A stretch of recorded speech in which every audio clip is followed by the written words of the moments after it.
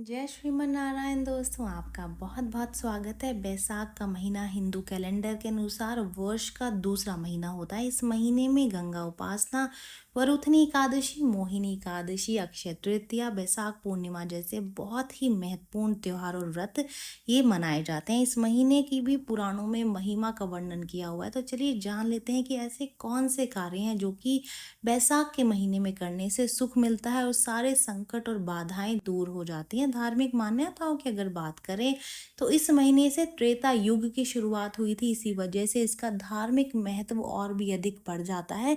इस महीने को माधव नाम से भी जाना जाता है। माधव विष्णु जी का एक नाम है और इस महीने में विष्णु भगवान की पूजा का खासा महत्व है।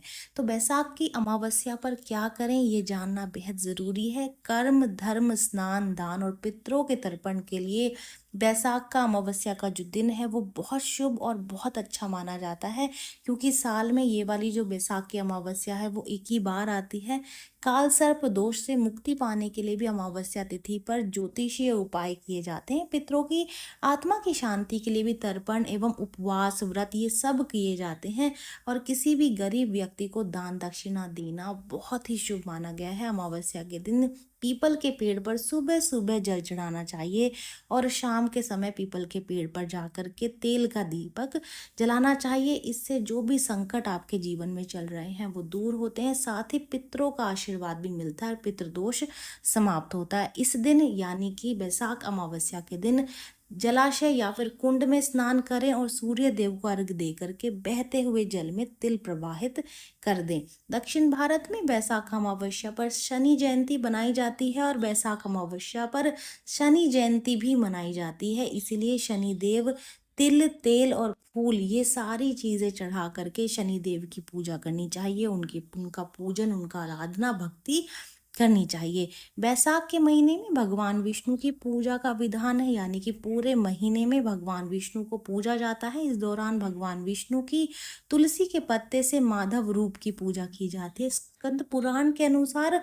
वैभव स्कंद पुराण के अनुसार और वैष्णव खंड के अनुसार न माधव समो मासो न कृतम युगम समम न च वेद समम शास्त्रम न तीर्थम गंगया समम, यानी कि माधव मास यानी कि बैसाख का महीना के समान कोई भी मास नहीं है, कोई भी महीना नहीं है। सतयुग के समान कोई युग नहीं है, वेदों के समान कोई शास्त्र नहीं है और गंगा जी के समान कोई तीर्थ नहीं है। इस महीने के दौरान आपको ओम माधवाय नमः इस मंत्र का रोज ही कम से कम 11 बार जाप करना चाहिए। साथ ही भगवान विष्णु के केशव, हरि, गोविंद, त्रिविक्रम, पद्मनाभ, मधुसूदन, अच्युत और ऋषिकेश नाम का भी ध्यान करें। उन्हें पंचामृत का भोग लगाएं। उस पंचामृत में तुलसी के पत्ते डालना बिल्कुल भी ना भूलें, क्योंकि उसके बिना जो पंचामृत है वो पंचामृत नहीं कहलाता है। साथ ही उन्हें सफेद या फिर पीले फूल अर्पित करें, क्योंकि पीला रंग वैसे भी विष्णु जी का प्रिय रंग है। इससे आपके करियर में, आपकी नौकरी में, आपके बिजनेस में यानी कि व्यापार में आपको सफलता मिलेगी। इसके मार्ग आपके खुलेंगे। इससे जीवन में कोई भी संकट नहीं आएगा। जो आपका पति पत्नी का जो जीवन है, जो दाम्पत्य जीवन है वो भी सुखमय ही बीतेगा। कोई भी कलेश जो अगर चल रहा है वो भी दूर हो जाएगा। बैसाख के महीने में भूमि पर ही सोना चाहिए और एक समय भोजन करना चाहिए। इससे सभी तरीके के जो रोग हैं या फिर कोई शोक है, कोई भी परेशानी है वो मिट जाती है।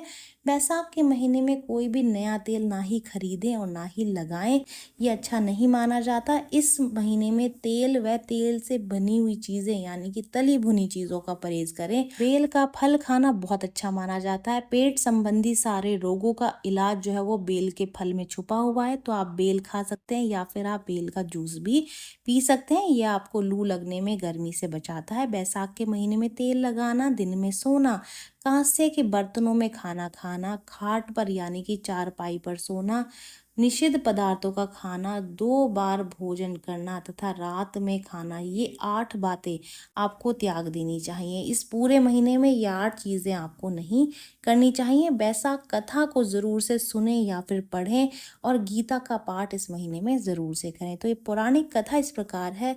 प्राचीन समय में धर्म वर्ण नाम के एक द्विज हुआ करते थे। वे बहुत ही धर्मपरायण थे। एक बार उन्होंने किसी महात्मा के मुख से सुना कि कलयुग में भगवान विष्णु का नाम स्मरण से ज्यादा पुण्य किसी भी कार्य में नहीं है। धर्मवर्ण ने इस बात को आत्मसात कर लिया और सांसारिक जीवन छोड़ करके संन्यास लेकर भ्रमण करने लगे। एक दिन भ्रमण करते हुए वो पितृलोक पहुंचे। वहां धर्मवर्ण ने देखा कि उनके पितृ बहुत कष्ट में है। पितरों ने उन्हें बताया कि उनकी ऐसी हालत तुम्हारे संन्यास के कारण हुई है, क्योंकि अब उन्हें पिंड दान देने के लिए कोई भी नहीं है।